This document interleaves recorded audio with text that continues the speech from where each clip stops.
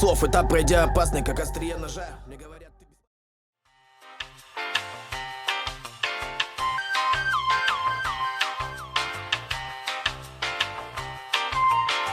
So let's talk about what's going on here. This guy just showed up and he was like, "Do you want to compete against me?" And he set up this like whole thing over here and basically asked Alex to compete against him with his AK and his pistol. And we were like, "Yeah, sure, it's fucking on, homie." So it's 4-point drill, point 1's over here, point 2 is over there, 3, and then 4, and it's 2 rifle and then 2 pistol. So it's head heart the whole time. So yeah, dude, you got this, bro. You don't even have to do pistol this far, which is so easy. This is gonna be great.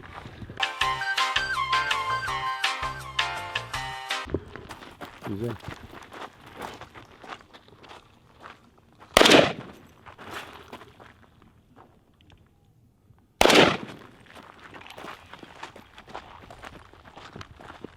Alex has got this for sure. Yeah, he's gonna dominate. Look at the cross draw. Look at the cross draw. This is great.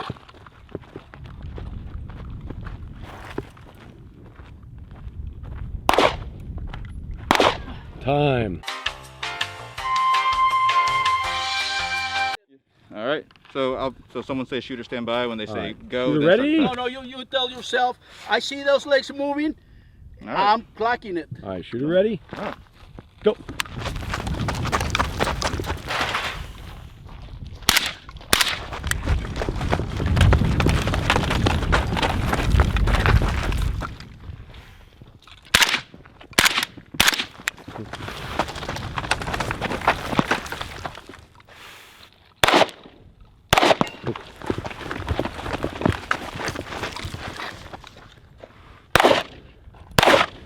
All right, time. 26.67. Woo! That's a legs right there. Oh, look at this. Assassination. 1, 2, 3. More, no? 1, 2, 3, 4. 1, 2, 3, 4. Right? Yeah. 1, 2, So you were 3. all in. Yeah. 1, 2. These were all in. How many there? These are all in. They're all in. Damn! 8 out of 8 in 26 right. seconds, dude. Fuck! That was What awesome, can I do? man. All right, let's do Good another work, one. Alex. Oh, we gotta do this. Oh, you got.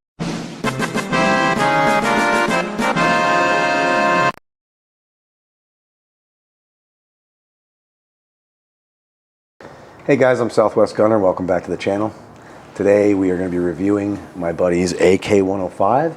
It is chambered in 5.45 and it is an awesome gun. It's one of my favorites. I'm not much of an AK guy, but this one is my favorite without a doubt. I've said that for a very long time. I'm with my friend here. This is Waffle It Is. You guys see him on Instagram. Everybody knows who he is.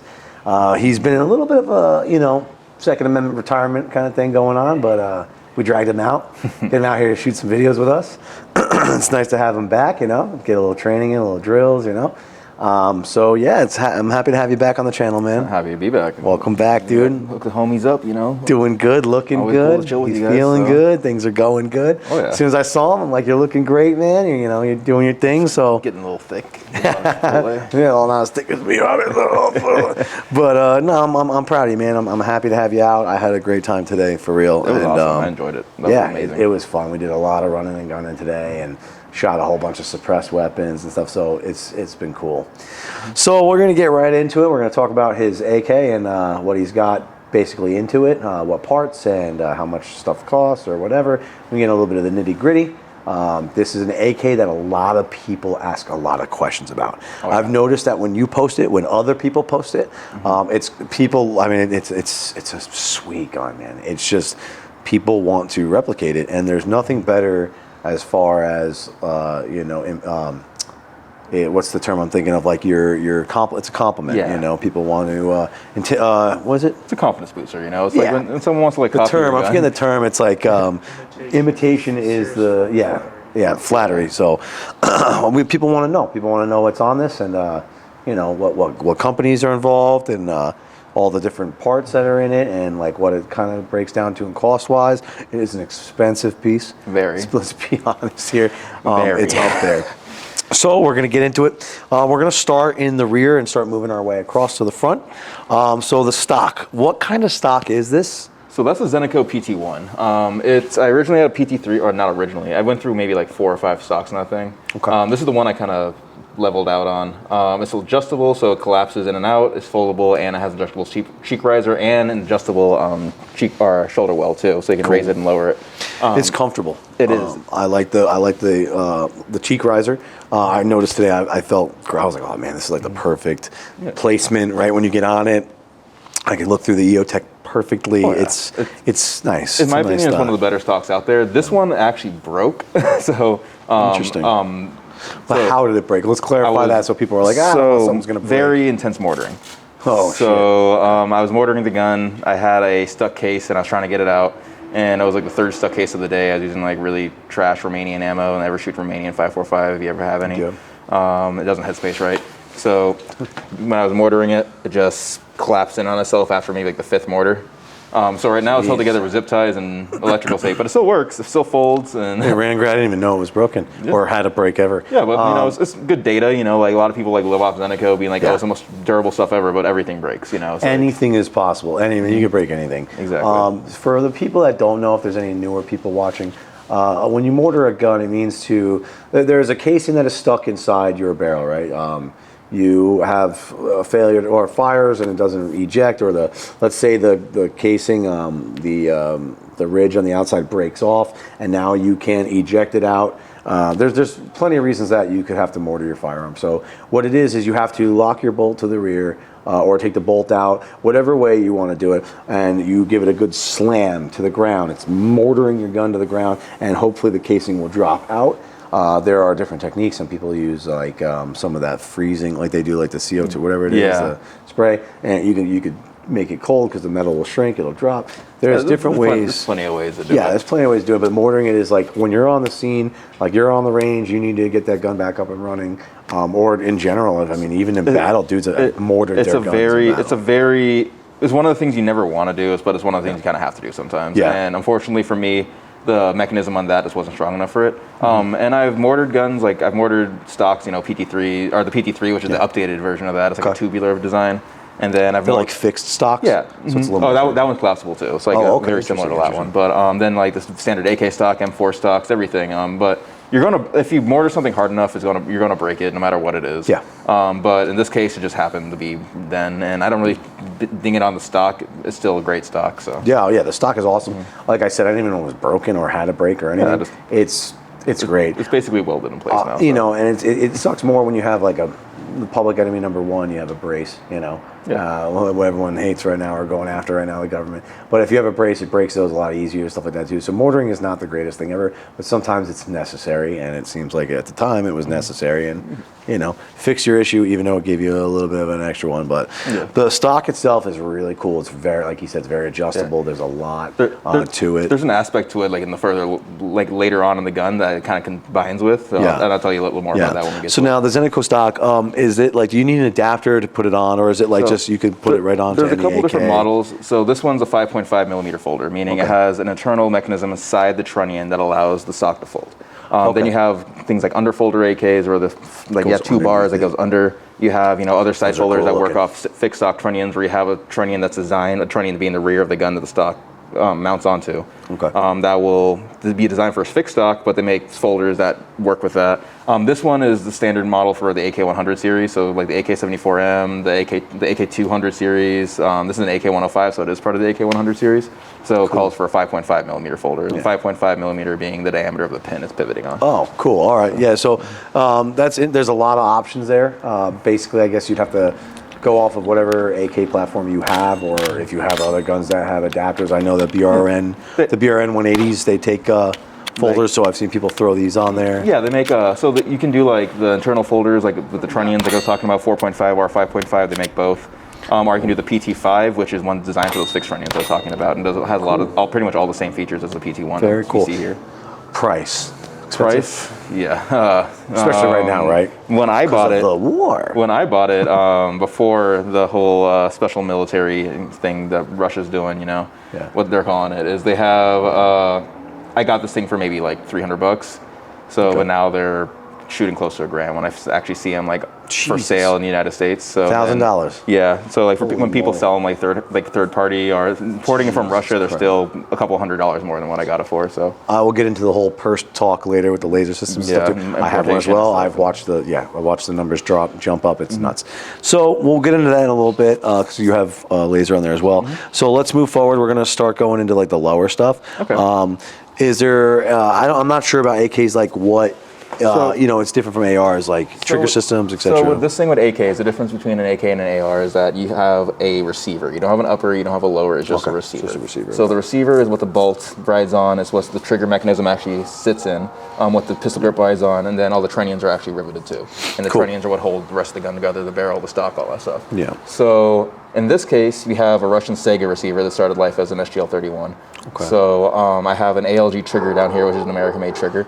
I love ALG Defense, right? Mm-hmm. Love and this is actually the one that they had when they said they were too light before they started adding the booster strings on them. So these things are really light. It's like, I think I measured it as like 1.8 pounds or something like that. It's I was going to say this trigger's insanely It's unbelievably light. It's almost like unsafe light, but like I haven't had like any mechanical, you know, things going on with it, so it hasn't like fire by itself, you know. It's like anything that happens is I'm pulling the trigger, so but basically like a lot of stuff somewhat similar in an AR. So like the pistol grip will screw on through the bottom just like an AR. I won't hold any pins in and stuff like that. The safety is mounted to the receiver as well. It's held in with like basically a little ledge that goes onto the wall of the receiver. But this is basically the heart of the AK. This and the front trunnion. And cool. So the this trigger, I've shot this gun plenty. It's nuts how light, like you said. I mean, holy hell. I love it. I'm sorry for the noise in the background. Autumn, my dog, has walked around tip-tapping and stuff on the hard floor. But yeah, the trigger's super light. You could really fly with this thing, and it's great. I mean, it's just really easy to pull. Really crisp reset. Yeah, crisp reset, real light pull, and it just makes it a lot easier to make precision shots when you're shooting like a further target and stuff. And we were doing that. We were really pushing it out. The one time we were up in Cowtown, and we were kind of pushing it out. And dude, it was like I wouldn't miss. You know, it was just so easy. There's no like yanking it, you know, where it starts to pull the gun. Single stage, this is a really crisp wall. It just snaps and then snaps back. You know? Awesome triggers. If you're looking into triggers for any gun, really, ALG Defense is sick. I mean, they make cool stuff for like Glocks. Like they used to make the 6-second mount, which was my dream, and I can't get one, and I'm trying to get one. So if anyone sees one of those and you want to shout one out to me, you know, I can just buy one off you. Go ahead, comment. It actually goes hand in hand with the grip too. So this is an Izmash, basically, I think it's called the Vityaz grip or the updated Sega grip, some people call it. Some people just call it the Izmash grip. So it's designed in a certain way. It's like an update from the standard AK, really thin, you know, what people are used to. Like I said, overall it's nice, it's comfortable. But the best thing about it, I think it's the best grip on the market just because it puts your finger like right in the perfect placement for trigger pull, like, you know, like right in the nice little meaty part of your finger, like the last. I noticed that too. It's like it's perfect lineup. Like right when you grab the gun, it feels natural. You know, there's no weird angles. There's no. And it's a little thicker, so like I have big hands, and like a lot of like Russians are smaller than I am, and they will have smaller hands that they can work with the standard AK grip. In my case, I just hate standard AK grips. So in this case, a little thicker. Again, it has this angle for the trigger, and then also it's really easy to pivot off of because it has a ledge in the back. So when I'm coming up to take the gun off safe, my hand does not like getting cut up all on the back. Yeah, I noticed when you were running it, like there was certain, it just seems natural. And this actually has to do with the grip too. And then the safety, same thing as we're talking about it. The standard AK100 safety. I've had the Armicron and the Krebs safety, the enhanced ones.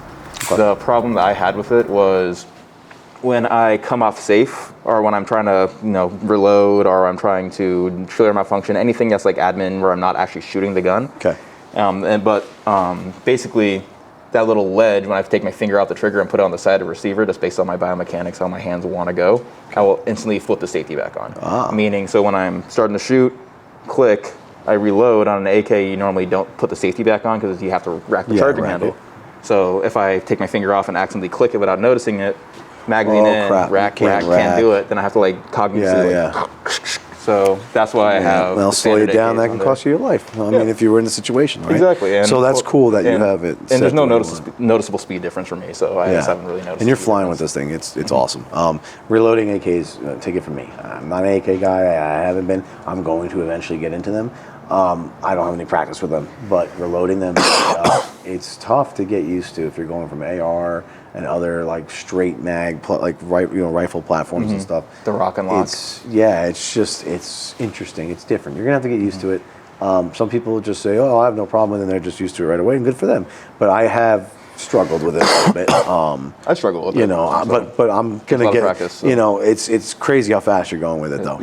Even at like the range today, like I haven't shot in months, so and like it's if you don't use it, you lose it. So you can see me on a couple of them, I still kind of fumble them. I was like, all right, let's like try to get a smoother. You did take great on though. that, so. Now the safety is it ambidextrous? It is not ambidextrous. They do make ambidextrous AK safety, so they do have a mechanism that you can have on the side. You do have to do some surgery onto the receiver to do some cuts and stuff like that.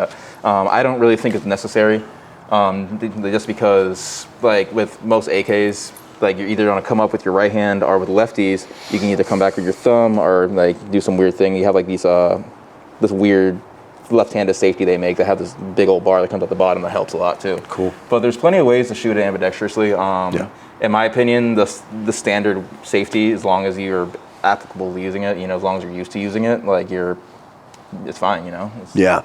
I mean, you run great with it. You're a righty, right? So yeah, you're fine with that. I'm a lefty, and I didn't really seem to have trouble like engaging it and stuff. I just kind of had my own way of doing it. Takes practice, learning. Like I've shot this gun plenty left-handed, and basically all I do, since I don't have ambi safety on there, is I come up, slap, and then just come back. Yeah, that's what I was doing. I was like, this isn't that bad. So let's talk about like the bolt itself, like that's in there. The bolt is just basically the same AK bolt. It is a AK100 series bolt carrier. And bolt, so it has some minor differences in terms of like, okay, the extractor is a different shape, or like the bolt head's like 74 style. It doesn't have the rings cut into the piston and stuff like that.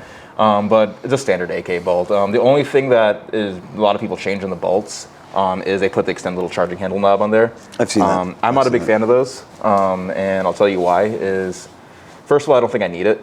Again, because I have this giant charging handle hanging out the side anyways. It's nice, yeah. Exactly. It's like it's really hard to miss it anyways. Yeah. Second of all, it's while at other places of employment that I've worked at, when we were building AKs and testing them, unless you have a gun that's overgassed, like those knobs are designed to go on to standard run-of-the-mill factory AKs, you have a custom gun that's gassed a little less, you can actually cause malfunctions. It'll rub up on the side of the charging handle as the bolt moves up, adds weight to the bolt.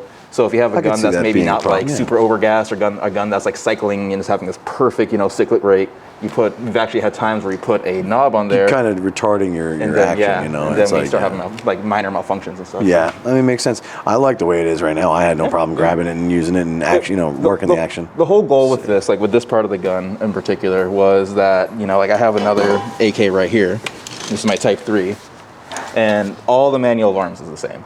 Is that the safety is the same, the magazine release is the same. I don't have an extended magazine release. Again, this is a big old paddle. I don't really have a hard time missing it. The charging handle is the same. Like everything's the same on this gun, opposed to this one. So it's like when I'm training, it's not really a necessity to have standardization across everything. I just think it's good to have, and if it works, of course. The best for me. You got to pick up somebody else's AK off their body, hypothetically. Let's say. Or like, you could just run it. Or say it is run out of 5.45, and all we have is 7.62x39, which is a big deal now, right now. So it's like, so I can still run this gun exactly the same way I run this gun, just no optic and suppressor. So even when you're training with a different gun, you're getting that still same training that you would use with that gun, and it's never gonna. You're not gonna lose Reloads that. are the same, malfunctions are the same, everything's the same. So that's cool. I love how smooth it is. Again, this is chambered in 5.45. This is in a 7.62. So it also has a lot of rounds. It has a shitload of rounds. So it runs awesome. I mean, it's so slick. I mean, there's no recoil. I mean, with that's a combination of a couple of things. Well, so it's weight. The first one, very heavy gun. It's about a 12-pound gun with the suppressor on. Without the suppressor, it's about 11, like 10 and a half when I put the little 4-piece on. Yeah. But I almost always get the suppressor on it. So the weight, the actual mass is absorbing a lot of the recoil, obviously.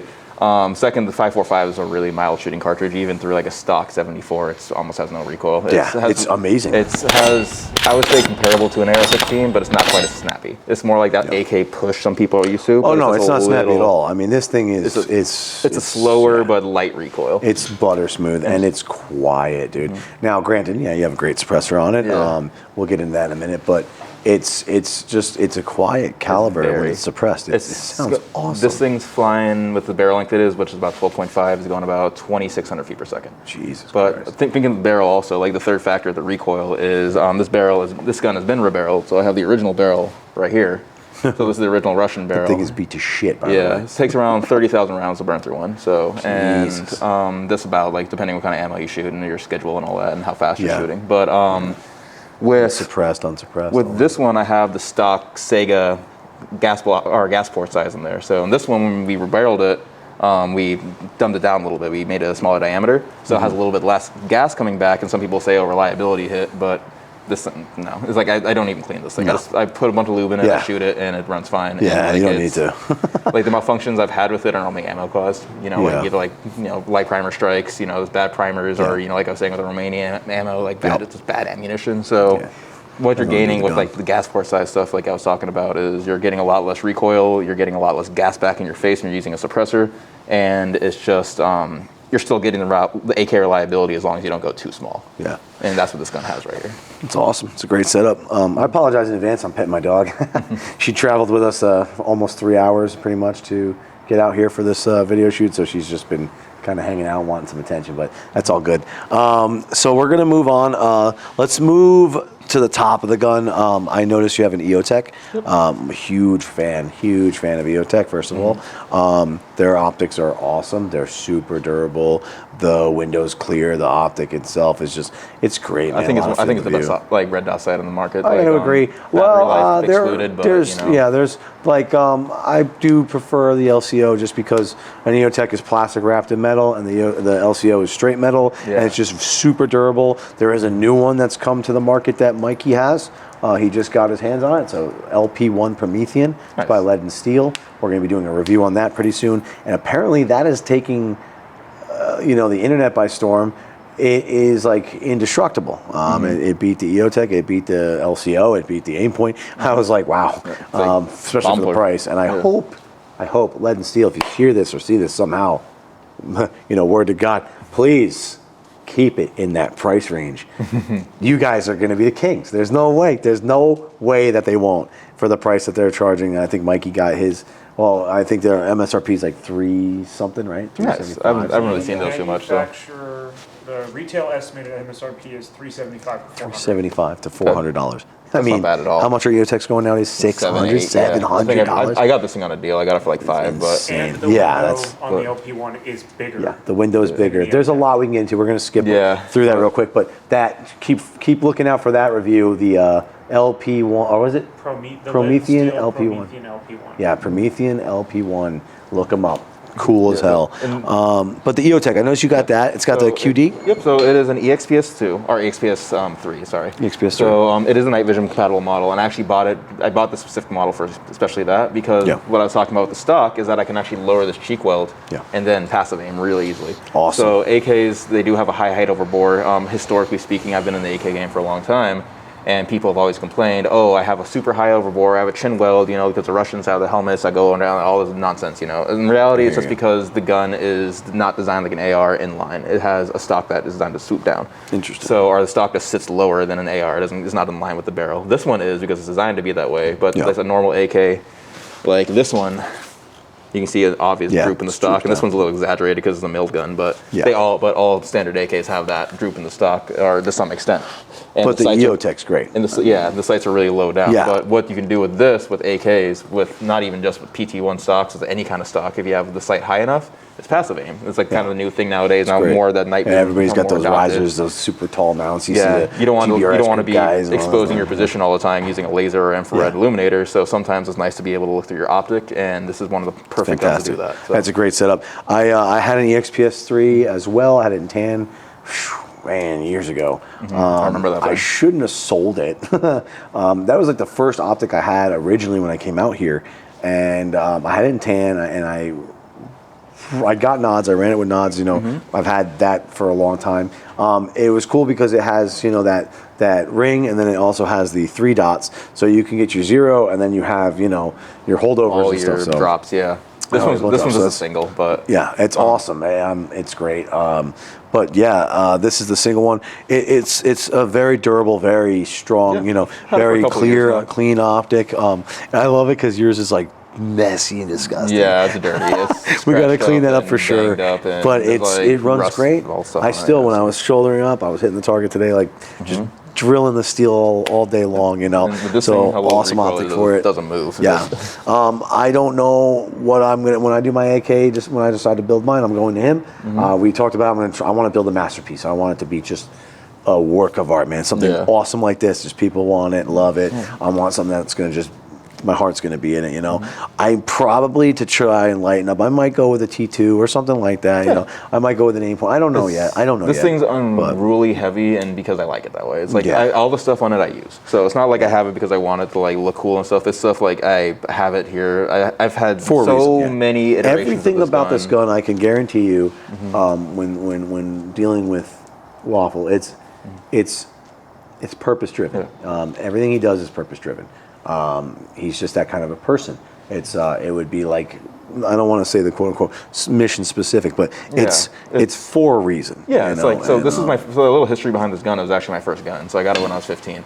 And I got, again, SGL-31, 2011, right before the ban. I grew up in a pretty gun-friendly family, so like my parents allowed me to, you know, be responsible for an AK when I was a kid, and then like when I turned 18, they gifted it to me because like now it's my gun. It's fantastic. So, but it's gone through 5 rails, 4 stocks, 4 different optics mounts, maybe like 6 different I've muzzle seen devices. a lot of the progression too. Yeah. I remember when you had different, you know, mounting systems. I remember when you had, it just seemed like a whole different setup I had, like, prior. I had the you sport, had grips, Sport you one had on grips there, underneath. You had a whole bunch of stuff So on. I had I had like the Midwest rail. I had a Zeneco B30 I started with. I had the standard handguards. I had the Sport 1 kit that then I replaced with a B30U right here. So this is the newest one. It's like, or not the newest one, the one that newest to me. Yeah. And it's pretty much does like a good even amount of everything. So It's a and cool- it's actually tied cool into setup. this B33 up here, which is what the EOTech's mounted on.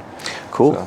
So let's move. Let's keep moving on a little bit and try and shorten this up a little bit. We got irons. We got iron sights, right? So that is a standard AK rear sight. That one Rear is sight. specifically a 500 meter AK105 rear sight. Like so this will be kosher, but you know, so like, Yeah. but it's a standard AK rear sight. Same Nothing- thing. nothing Front sight special. is pretty standard to an AK too. Cool. Only difference is on a normal AK, like the full size one. Yeah. The front sight is its own proprietary piece. Yeah, that's sick. And then the gas block is its own proprietary piece. I just love that On gun, an you know AK, I love it too. You know, I admire But that gun. On AK105 cranks, a lot of different kind of AKs that are out there, a lot of the shorter models, even like some of the longer models that are modified, and the AK12 in specific, they have a combo block. So the front sight and the gas block are one piece. Interesting. And to save space, saves weight. You know, even the guns Yeah. that have longer barrels, they just push it back a little bit. You lose a little bit on sight radius, but at the same time, it's not enough to really, in my opinion, to matter. So cool. Cool. And now let's talk about the rail as well. This, I love this rail. Who is this again? So this is pretty much It's all the Zeneco, entire gun. right? It's all Zeneco. So it's like this is a Zeneco B30U. So it's like kind of the rail. in between of the slick rail and like the quad rail. So Love it has I love this. has I love slick this rail. sides, but it has quad rail Yeah. underneath, or has a Awesome. Picatinny underneath. Awesome. And then the top part is a B31S. So they do make a couple different models, some that are like lighter and more like recessed and stuff. So you can just put a little red dot and a little co-witness and stuff. This is just a straight Picatinny model because obviously you see it have like the entire reel. So Yeah, it's so slick. It's like straight across, very boxy gun. That's why I think this one probably caught my attention more, was because one, it's all Zeneco stuff, and the Zeneco stuff just looks cool in my opinion. I think they have some of the dopest products out there. The thing is with me is like I said, I'm new. There are people out there who are new to AKs and don't know these companies either. There's a lot of options, which is awesome. are. But then you kind of have to learn these different things. Especially you know? considering you can't really get the Zeneco stuff anymore. You Yeah. can, it's just you have It's to jump through a tough. bunch of hoops and you have to pay a lot So more. when you bought this rail, how much was the rail? I bought this rail for about 150, I think 175 bucks. Killer number. The top was like 125. This was about 300. Easy peasy, So right. but now all that you can double that. I was gonna say, yeah. and it's now where are like- we at? And Forget then it. if it doesn't, It's- and you have to order it from Russia, they ship it to Kazakhstan, and then like, and sometimes it still is seized, so because of the war. It's wild. It's so wild. So yeah, this stuff's like not unobtainium, but just you're gonna pay to play, it's baby. a pain in That's the for dick, sure. yeah. You're gonna pay to play on that. But I love it. The rail feels great. I think it's the coolest like part of the gun, in my opinion. I just love the look of it. I think it's just really cool. It works great. And like what I had before, you know, like I had the Sport one, was like what a lot of people know is the slicker rail. Yeah. That one I loved. It was a lot lighter, but it heated up way too bad. That thing was really hot. Especially because you run suppress like nonstop. Yeah, that thing got way hot. So but before that I had the B30, which is the full quad rail. It's like the polar opposite of like side, you know, super heavy and dense and stuff to super light and like 2-piece. And this is the in between. So this is like kind of like the happy medium where it's lighter than a B30, but it doesn't heat up as fast as a Sport one. And it's kind of the perfect happy medium for me. Fantastic. So we're going to talk about some of the attachments that are on the rail. I noticed he had this strap, and I was watching what he was doing earlier today. He was actually storing his sling, and it was pretty cool because you wrapped it up in the strap and everything, and it kept it tucked away. I thought that was awesome. Is there other like purposes of the strap, or is it just for the sling? So that's mostly? just for sling. So this one's called, this is actually called the Sentry Strap. It's made by a company called Neomag. Sentry Strap. So what is it? Sentry Strap. Sentry Strap. So the company's called Neomag, and then Haley Strategic actually makes a model. This is the Haley Strategic model to make the gray ones. Big fan of Haley Strategic. So yeah, of course he is. So this one is this, but basically all it does is stows your sling. You have a magnet down here. On the other side, I'm sure we'll get some B-roll shots of that. You have the sling like, all folded up, and all you do is just yank it off. You just like yank out the sling out of the thing. The magnet thing, like the magnet little strap, will kind of flap around and reset on the actual hold magnet that's inside. So it's a quick deploy. Exactly, and it resets itself. So like all you have to do, like you have to refold it to reset it, but like it resets itself. It's not like flapping around when you're shooting or moving and stuff like that, which is nice. That's cool because that's nice. It's like you're not gonna have time to think about that thing flipping around, and it will drive you nuts. But you're not gonna have time thinking about that if you need to actually deploy this thing real quick. And actually, an added cool little feature I found on the Zeneco rails is that this thing's made out of aluminum, but all the screws are made out of steel. So the magnet actually doesn't just have to stick to that little magnet in there. It actually sticks to the screws in the Zeneco rail. That's cool as shit. I noticed you got a pressure switch, and that is attached to. Is that a Surefire mod light? So this is a Surefire. So this is a SR07, a standard SR07, constant on, and momentary on pressure switch that I kind of get through the Sentry Strap. This is tied to a Surefire M600 Pro. And the Pro is the one that's actually has the integral mount that's allowed to pivot. What I did was I got some Zeneco pieces and like filed some stuff down, and now I have it just custom fitted straight onto the rail. So this is the M-lock attachment, so it's not supposed to work. Yeah. But the lines or the holes line up just too perfectly. You have to file some stuff down and buy some mounts. So I love it. I love like when people have a really good like mounted light system or laser system, right? And then you find out they did like something to like they had to kind of like it's cool because it like and it runs so good. It's like, dude, sometimes you just get a better performance. This is as close as this thing's touching the rail. It's like this is as close as I can get to the side of the rail. Surefire's great. I am a big Surefire fan. It's actually the only light I'll go with. I know there are other ones out there that are good, and I'm not saying they're not. To me, I'm diehard Surefire. So I have a Surefire rifle light. I have the same one. Well, not the Pro, but I have the M600 on my Mark 18. I have a shorter one on the Mini on my Mark 18 Mod Zero, which is going to be the next video these guys are going to see before this one. I have Surefire lights on my pistol, Surefire light on my MP5. If it's light, it's Surefire. I carry my independent, handheld light. That's Surefire. One of my Glock is like a Surefire X300 V. All day. A lot of people ask me though, it's like, why don't I have the V head on here? I just have the white head on here, just being able to straight white. And the whole thing is because I have this laser. So the laser is a Purse 3, so it has the infrared illuminator on there. That's integral, and that's actually tied in with the laser itself in one setting. So it's almost like a PEC 15. This is a Russian PEC 15. I was going to ask you about the laser. That is a Purse 3. That's a green, right? So it's a green plus. Yep. So this is a green visible laser. It is also a full power IR laser. It's an infrared laser, which you'll only see with nods or some sort of thermals or whatever. So that's awesome because he has nods, which is night vision. I also have night vision. A couple guys we have out here, we all like to train at night. And it's honestly, to me, is very important. It is. It's a superpower. Shit hit the fan, you're going to want that because you're not going to want to be moving around during the daytime when everyone else is killing each other and things like that. 120 degrees out too. And it's 120 degrees in the desert, right? So you're going to want night vision. You're going to want to be able to see at night. You're going to want to be able to, handle your business. And that's what this gun was really designed. It wasn't always like this. Once I got night vision, I really started going hard on like all the night stuff. But the way I have it set up is that I have it so that I can set it to IR laser and IR flood. But but I will admit the IR flood is broken right now, just from knocking on door sills and cars and all that. I mean, he trains with this stuff on. Can't like I have a big VTAC barricade that's destroyed downstairs. I need to rebuild it. So, so the way I have it, so I can use a pressure switch up top or at the back right here. So I have 2 different pressure switches, 2 different activation methods. Awesome. And then, so I can just run this infrared the entire time. So I have the flashlight and the laser. And if I need to, I can just go straight to white light. I don't have to go up and try to adjust this off a house suppressor or anything like that. You know, it's just straight, just move my thumb back and it's straight to white light. It's great. I actually run a Purse 4. Mine is just the laser, just visible, just IR. It is also full power. I have it on a Mac 11. Yeah, those are great. Those are great, but they're just expensive now. They used to be $400. They're expensive. So. I love that laser. It's very durable. Some people like them. Some people hate them. Yeah. Like some people are like, oh, I don't like the beam. It's not as clean. I'm like, it's super powerful. So it looks bloomed, but it's I really just very love powerful. this thing. I'm a little disappointed. Like I'm more disappointed that this broke than the stock broke. Just because like this is a lot more expensive and it's ITAR restricted.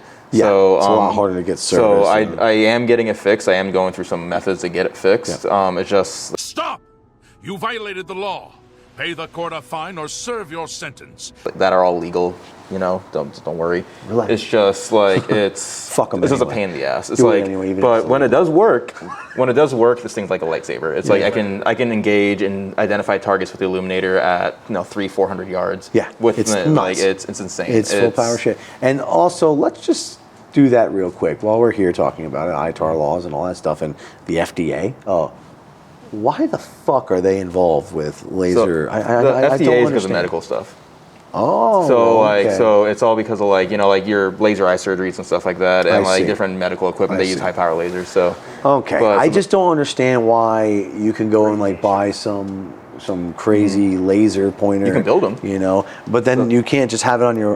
So that's not rifle, ITAR though. So ITAR for this thing is taking anything that can potentially give the enemy nations, the same technological prowess we have. So I can't technically we got this from them, so it's like if you were to send it back, it shouldn't be as soon as it's in the country, you can't send it back. Yeah, you can't take it out of the country. So dumb. Hoops for no reason anyway. Infringement. So this unit's awesome. I'm disappointed as well for him that it broke. That sucks. I mean, it still works. Runs. Yeah. The laser works fine. It's just the illuminator, and the illuminator is one of those things where it's like you use it a lot. Some people use it a lot. So I don't like using it a lot because this thing's really bright, and you can adjust the angle of the beam and the dispersion, but you can't adjust the brightness, or you can adjust the brightness, but it's still very bright. When they get into night vision and stuff, they get really big on the illuminators and all that stuff. Yeah. I don't know if it's just me. I do have a sensitivity to light, like bright lights. Like they bother me. I get headaches, but I also see light, just I guess differently than others. I've never really had to use an illuminator while running. Yeah, that's me too. I could see everything. I'm like, I don't understand what the big hype is over it, or why everyone's like, you gotta have this. The only times, like I was saying, is extended range for me. Is at 400, past 300 yards, 200 yards. If it's a nice clear night, there's no moon out tonight, but when there is a moon out, you can really identify even steel targets, they're subdued and stuff. You could pick stuff up real easy. It's really just a matter of, okay, now I'm going to tilt my gun to my lasers and line up my barrel and use that for holdovers, and then try to be able to see the target with the illuminator, and that's the whole point of it. But for close-up stuff, actually the laser is bright enough to that's what I'm saying. My whole thing is if you're looking at that distance anyway, you're not going to engage that person because it's ridiculous. It's a matter of they're shooting at you. I've never been in combat, I never claimed to have been, and I don't claim to be some big hard dude or anything, but just logically thinking, if I see a dude and he's far enough away from me, I'm and he hasn't seen me, especially as at night. It's why would I risk getting shot to? So anyway, we can go on about this for a while, but it's a great unit. When you bought it, how much was it? I got it for $1,900. Now they're close to $3,000. Yeah, it's insane. $3,000. I bought my Purse 4. I believe I only bought it for $4 or something, $5 maybe. Mine I got not even mine before I sold it, which I didn't. But I got mine for $395. Wow. Yeah. How much are Purse 4s going for now? $1,000 more. $1,000. At least. Yeah. Insane. I should just sell the damn thing. You can find really salty ones on Gunbroker for $1,000. Yeah, it's like Jesus. All right, I have a Purse 4 for sale if anybody's interested. I'm being serious too. I do not have a Purse 3 for sale. Let me know if you want to buy it. Mikey wants it. I'll sell it to you for what I'm going to sell it to anyone else for. But yeah, I have a Purse 4 for sale now. But other than that, actually, only other thing on here is I have a, actually I painted this white up here. Yeah. This is actually, so I used to work at Fuller Phoenix, and I got some advice from Jim actually to say, put this on here. So I'm giving him credit for that. Jim Fuller, Fuller, yeah. the man. So I'm giving him credit for that. So, because he told me to put a little white marker on here. So basically, if all this fails, right? Yeah. So if this breaks, you know, like how am I going to aim? Because I don't have a laser anymore, I don't have an optic anymore. If I run out of batteries, all that kind of stuff, like anything can happen. And I can't just take this stuff off because this isn't, you know, QD. This is QD. Then I so still you're have to rip using off the pressure white switch. line. So it's easier. Just pretty much I can get it from anywhere between 25 yards and closer. That I can just tag the white line in center mass. Just a little white post, and it's just like kind of an easier way to aim, and it perfectly offsets off from the EOTech. So that is cool. So I'm gonna throw something out there, a little pro tip for everyone that reminds me of it. If you have a Glock and it has any slide cuts that are 45 degrees, if your optic fails and say your irons get busted or broken or something or whatever, you can literally angle that 45-degree chamfer that's on the side of the slide and use it and get perfect shots out to like 25 yards. There's actually a gun designed around that. It's called the ASP, the Smith & Wesson ASP, and like the sights are basically a channel that go down the slide. A little pro tip for you, so that's pretty cool. That's actually smart. Jim Fuller, man. Yeah, smart man. Interesting, smart man. Well, we know that. Let's talk about the barrel. The barrel. So you re-barreled it, right? Yep. So me and Jim re-barreled it. This is the original Sega barrel. It was originally a 16-inch standard AK-74 length. I got the SBR stamp, cut it down, all that stuff. And after a while of shooting, it wears out. And then you start having what's called keyholing, where your bullet's no longer stabilized, and 5.45 already being a pretty unstable bullet where it has a lot of flying like this. If you don't have the proper stability, as soon as it leaves the barrel, it just starts flipping. So you get really no accuracy and really shitty ballistics. So that takes around 30,000 rounds for an AK-74 from my experience, and anywhere between 25 and 30,000 if you're shooting corrosive, if you're shooting like a lot, like it's a machine gun. There's a lot going on. There's a lot of different factors, but for something like this, going through a really tough, firing schedule and basically, just burning it down and over the course of however many years, and you've ran this thing. You beat the shit out of this gun, so it will, like your barrel, especially on a 5.45, it'll be evident when you start keyholing. So basically, all you have to do is press a pin out, take all the stuff off your barrel, which takes pins out and presses and all that. Cool. And then put your new one in, headspace it, put all your new stuff on, or you put all your new stuff on before you headspace it, because pressing can mess up your headspace. But yeah, but this was the original Russian barrel, so now it is a Bulgarian barrel. And so, which is the same process of manufacture, cold hammer forged, chrome lined, about a 1 in 7.8 twist. I think it has 4 right-hand grooves.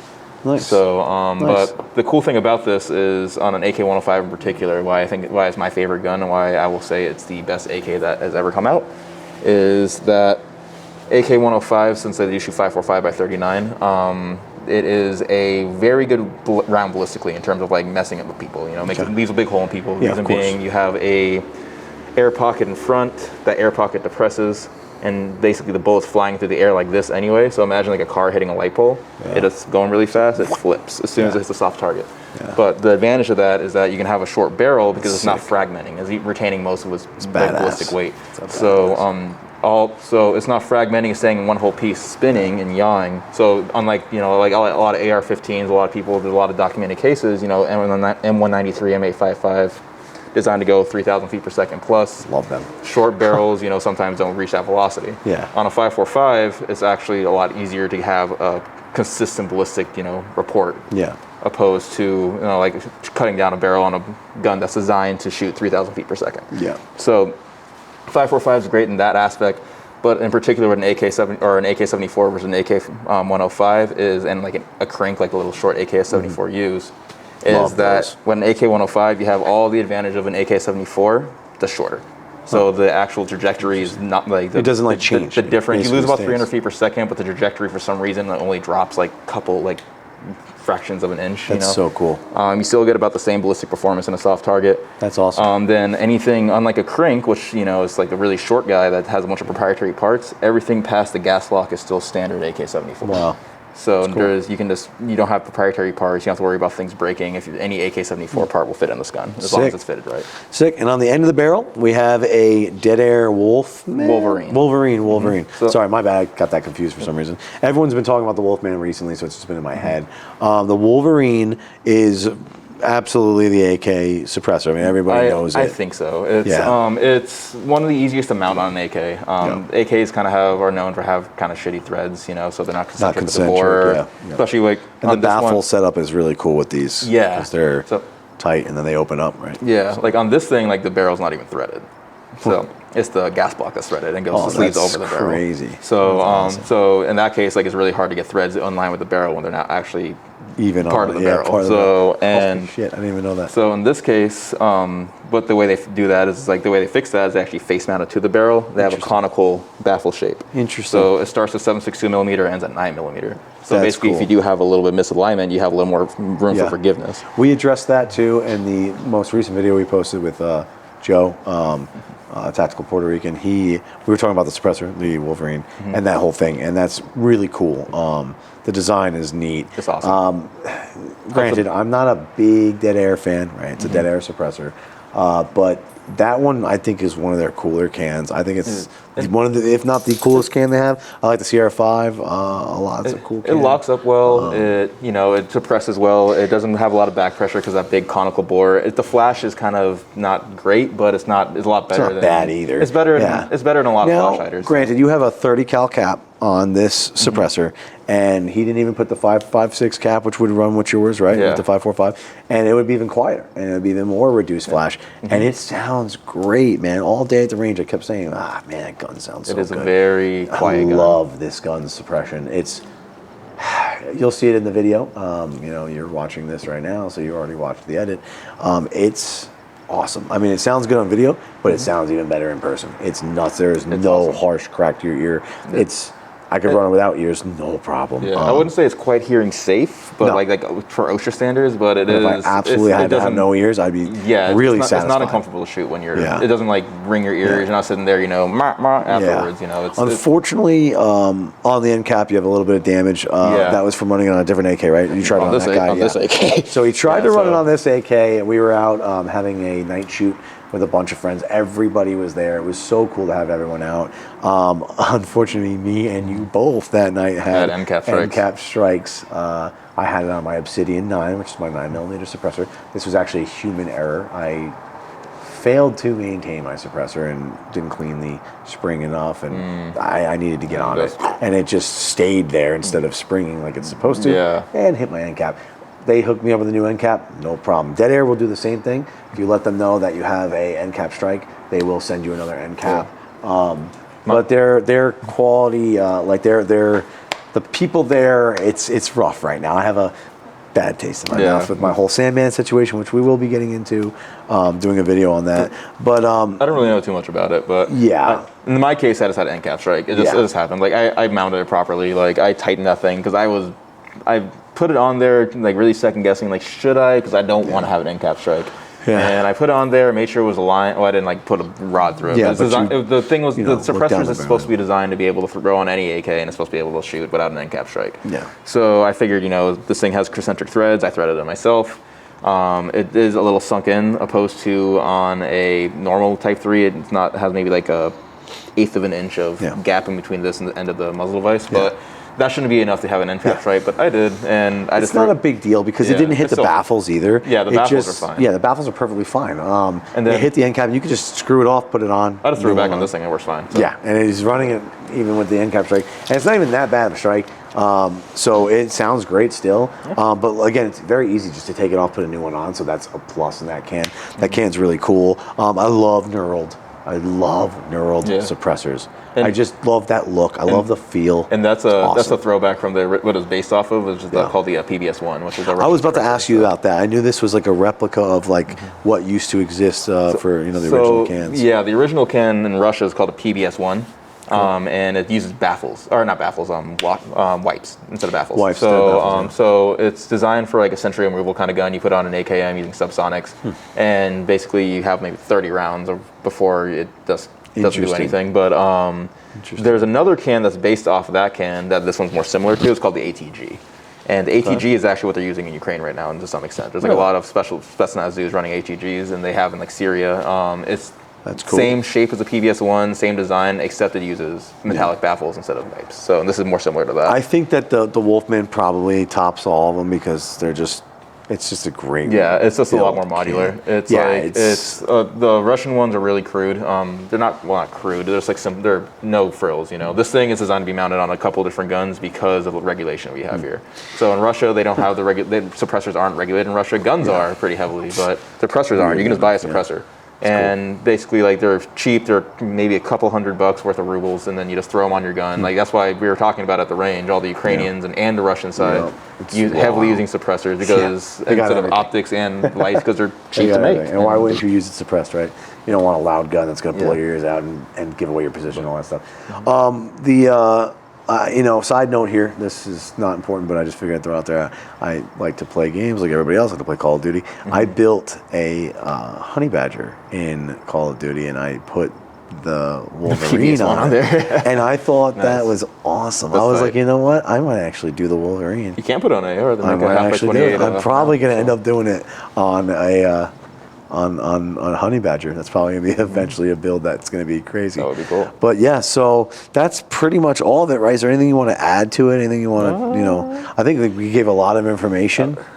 We speak a little fast, and we kind of zip through it. It's going to be a long video, but you know, it's going to be a long video. Some people are going to really take to it, though. They're going to, because they want to know stuff about AKs. Some guys are AK guys, and they might pick up something from it. And I'm I don't really dabble in the industry as much as I can. Like, I'm doing this because, like, you guys are my buddies, and like I'm helping you guys out and stuff. But if people can, like, I have my Instagram. People can ask me AK stuff all the time. It's of course. waffle_it_is. I don't really ask anything in return. I just We're gonna put your Instagram up anyway, so that they know like where to go. You know to see your pictures and videos. Stuff. People people can just ask me questions. Like it just actually I applaud them to ask me questions. Yeah, it's cool. It's cool. Plus, he speaks Russian, so that's a plus. So, you know, if anybody needs like to ask questions and they only speak Russian, you can probably answer it pretty well. So but that's cool. The only other thing I would add is like getting into this kind of gun would be it's expensive. Yeah, it's as of right now super expensive right now. This would not be the time to build an AK like this. Like you could do other stuff, but we spent a couple $100 in ammo today, and that was like 4 magazines. And 5.45 right now. It's ridiculous. 45 to 50 cents a round when you can find it, and it's nuts. There are alternatives. So like if you want to get like a properly built, you know, like made out of Bulgarian or Russian, you know, mil-cert parts out of a parts kit, and have like a professional builder build it, you're gonna pay about $4 to $5 grand. If you want to have all the Zeneco stuff, like about $4 to $5 grand. Oh, forget it. Yeah. But if you want, then that's not including optics and lasers. Nuts. I mean, this gun overall, if you built this right now, it's like almost $10,000. This one in particular, because it's an SGL31, it's like so it's a little closer. It is an AK100. It's You're not looking at a higher price. A lot of people like, and I'm not trying to be like snobbery or anything, because they all work the same. Just keeping it real. But clone wise, right? I don't really like cloning, but like this thing is actually closer to a real military AK105 than a lot of the civilian guns here, because those are built off AK74s. This one, they all work exactly the same. It doesn't matter. They're all the same quality. It's like the cream of the crop. It's the correct way. It's the correct thing. Yeah. So I get it. It's like cloning kind of thing. Yeah, but the gun itself, the base gun, if you try to do it off an SGL31, you try to find one nowadays, are like $3 to $4 grand just for the gun. Jesus Christ! So you're talking like way over $10,000. So yeah, so I would say if I were to value this thing right now, like despite the fact that that's heavily used, and some parts are broken, if it was completely new and refurbished and I was selling it, I'd probably sell it for like 8 or 9. That's crazy. See, it's rough. Speaking of Zeneco, what are your thoughts on the new Midwest Industries? Good question. I haven't seen them yet. The new combat series, you got to check that out. I've seen them what they look like. Some of my friends showed like SHOT Show pictures and stuff, but it's like I just haven't seen them yet. So it's like I can't. I see, they look cool as shit. We don't know how it's going to hold up, but Midwest Industries has been known to make incredible products. Oh, I had Midwest stuff on here before I had the Zeneco stuff. They're so sick. They make really cool products, durable products. So I'm hoping it'll be cool. I think it will be. I think it's one of the ideas for if you're trying to get into this. I'm personally going to stick with my Zeneco stuff. Of course, I mean, it's the proper way. Like, despite some of the stuff being broken, this gun was actually in a roller rack, with me and held 0 to 600 yards. Yeah. So laser, optic, everything. I've I've dropped this gun. It has 40,000 some rounds through it. It has all kinds of stuff. So. I don't blame you sticking with the Zeneco stuff, but it is cool options for people that are looking to maybe get into this kind of gun now and not break the bank. So that's probably going to be about it. We're going to wrap it up. That's everything, right? You don't really have anything else to add. And I thank you again for doing this. This is, well, like I said, my favorite AK out there right now. I have not seen on the internet, I have not seen in person an AK that I like more than this one. Well, when you're ready. I think it's awesome. When you're ready, bro, we'll get one together. Well, we're going to. Just when it's a little cheaper, you know, not as crazy it is right now. We have some things coming up.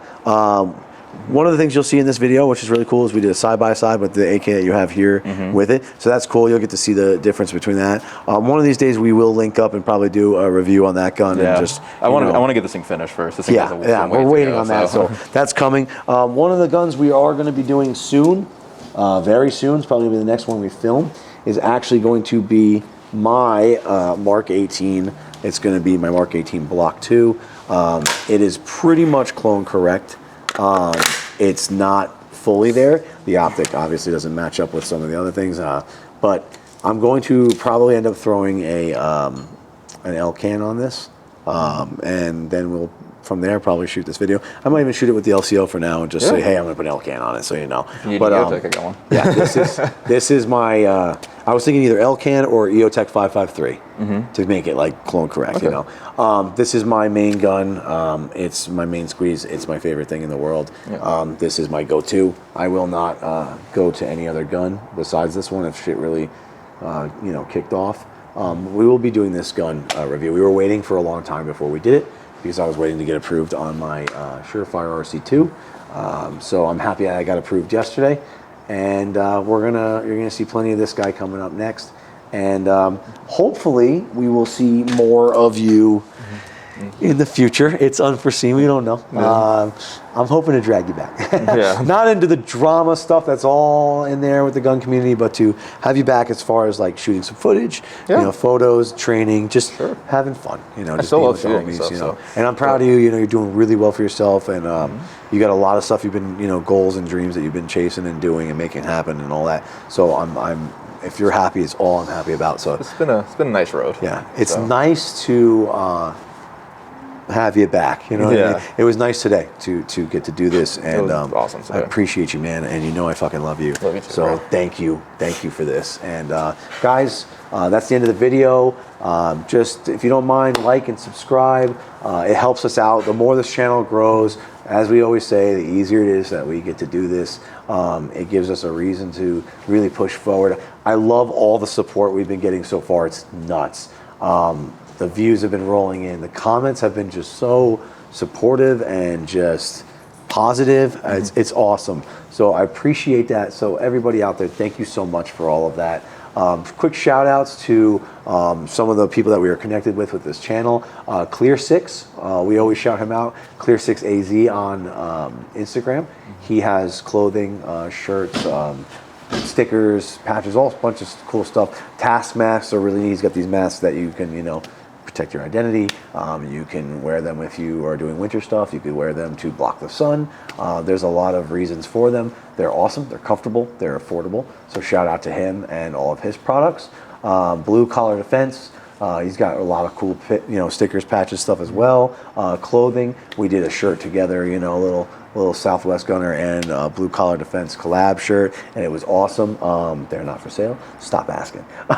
It was a one and done. It was for me, baby. No, but shout out to him. He's awesome. He's a great dude. One of the people I get along with very well. Shout out to East Valley Tactical, also known as Mr. Silencers. We've been going through them for a while for products, silencers, and stuff like that, and have been involved with them since the get-go, since the beginning. Great shop, great people. Awesome group there. But right now, I want to give one big major shout out. We are pushing and pumping out this name, 520 Tactical. It is a gun range that is in Tucson, Arizona. Our buddy Keith, who runs the range with his wife, and he has 2 kids that I believe are involved as well. Really family-oriented gun range, welcoming. It's beautiful shop. It's a machine gun rentals, so you can come in there, do full auto stuff. You could do basically anything, rent anything you want to rent. They're going to have some belt feds coming in there pretty soon. You can buy suppressors through them.